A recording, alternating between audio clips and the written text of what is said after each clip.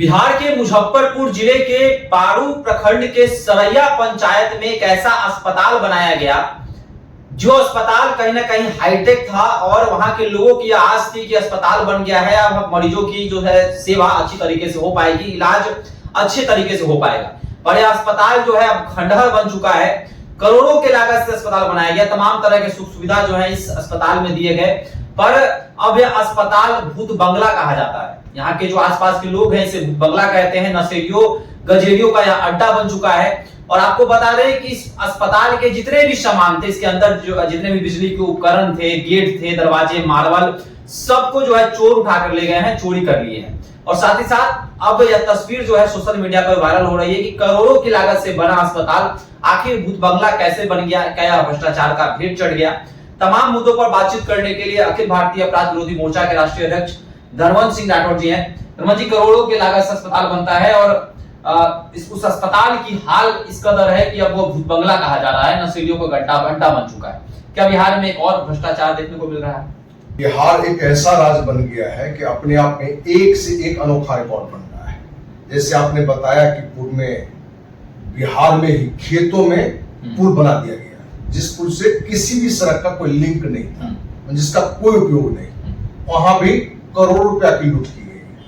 अभी नई जानकारी जो मिली कि 15 साल पहले जो अस्पताल बना लगभग 10 करोड़ रुपए के लागत से 2 एकड़ सरकारी जमीन पर एक मरीज का इलाज उस अस्पताल में नहीं हुआ। कोई कर्मचारी वहां नहीं बहाल किया गया। सिर्फ कोरोना काल में उस हॉस्पिटल का क्वारंटाइन सिस्टम में उपयोग किया गया है। सिर्फ वहां कोई अब ये बातें जब निकल के आई है तो न नीतीश को मालूम है, न नीतीश के स्वास्थ्य मंत्री को मालूम है, न स्वास्थ्य विभाग के सचिव को मालूम है, न तो डीएम को मालूम है, न तो सिविल सर्जन को मालूम है। तो जिस राज्य में ऐसा सुशासन हो और ऐसा सुशासन बाबू हो कि अस्पताल 10 करोड़ से बना हो, 15 साल पहले बना हो, मतलब कि नीतीश के काल में यह अस्पताल बना। ऐसा नहीं कि आप यह आरोप लगा दे कि लालू राज में बना था, ये नीतीश के राज में बना और नीतीश कुमार के राज में उस अस्पताल का उपयोग नहीं किया गया। जंगल चारों तरफ फैला हुआ है, खेत में बना हुआ है। तो जिसने इस अस्पताल की नींव रखी वो किस भावना से रखा? जो हमने जानकारी ली है, जो मुजफ्फरपुर से जो संस्था के पदाधिकारी उन्होंने जानकारी दी है कि उसी गांव से एक आईएएस कोई महिला थी जिन्होंने अपनी सरकारी सिस्टम से व्यवस्था लगा के वहां हॉस्पिटल बना दिया। तो एक तो अस्पताल बनने के समय देखना चाहिए था कि अस्पताल बनेगा तो कहां कहां के लोग आएंगे, कौन कौन लोग इसको देख रेख करेंगे, क्योंकि आज भी ये हॉस्पिटल स्वास्थ्य विभाग के किसी भी सूचना में कहीं भी जानकारी में है भी नहीं। तो जहां अंधा राजा होगा नीतीश कुमार जैसे, भले वो अपने को सुशासन बाबू कहे, गांव में कहावत है अंधा में कान्हा राजा। लालू ने जंगल राज फैलाया, इन्होंने थोड़ा उसमें अच्छा काम किया तो सुशासन बाबू हो गए। भ्रष्टाचार में लालू जी के समय जो 10 रुपए में होता था, इनके समय में 100 रुपए में होता है, तो 10 गुनी का तरक्की है भ्रष्टाचार में। तो ये हॉस्पिटल जैसा मुद्दा, जबकि उस हॉस्पिटल को यदि सही से उपयोग किया जाता तो उस पूरे एरिया में हम उम्मीद करते हैं कि हजारों हजार लोगों को हर महीने इलाज होता, इस सुविधा का फायदा होता। तो हम तो सरकार से मांग करेंगे कि सुशासन बाबू देर से ही सही, लेकिन आपको जानकारी में आया गया है तो आप जो भी इसमें लिखते हैं उस पर कार्रवाई करिए और आप भी अपने को इसमें शर्मिंदा महसूस करिए कि आगे ऐसी कोई गलती ना हो। प्रशासन के लोग कह रहे हैं कि कोई रास्ता उस अस्पताल की ओर नहीं जाता था, कोई रास्ता ही नहीं था जिससे मरीज वहां पहुंच सके। तो क्या इस प्रकार की जो है बयानबाजी अब चल रही है, इस प्रकार के बहाने बनाए जा रहे हैं? देखिए, रास्ता तो वहां पहुंचाया जा सकता है। जिस जगह पर सरकारी जमीन लिया गया हो, 10 करोड़ की लागत से अस्पताल बना हो, तो सड़क पहुंचाना सामान्य बात है, वो कोई बड़ी बात नहीं है।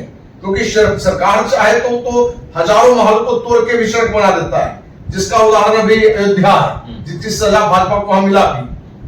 तो ये तो आसान बात थी, लेकिन आपका कार्य करने की भूख क्या है, आपकी नजरिया कितना पॉजिटिव है, और मुजफ्फरपुर प्रशासन और मुजफ्फरपुर सिविल सर्जन कितना एक्टिव था ये भी देखने की बात है। उस समय के कौन जिलाधिकारी थे, कौन सिविल सर्जन थे, किस नजरिए से, किस सोच से देख रहे थे। तो हमें लगता है कि इसमें ऊपर से लेकर नीचे तक सभी लोग दोषी। एक और चीज है देखने वाली है कि प्रशासन के पास, मुजफ्फरपुर प्रशासन के पास जो है इसकी सूची भी नहीं है, मतलब कहाँ कहाँ क्या अस्पताल है, क्या कॉलेजेस हैं, क्या विद्यालय हैं। तो क्या प्रशासन के संज्ञान में ये चीज था और प्रशासन जो है अब बहाना बना रहा है इस चीज को लेकर?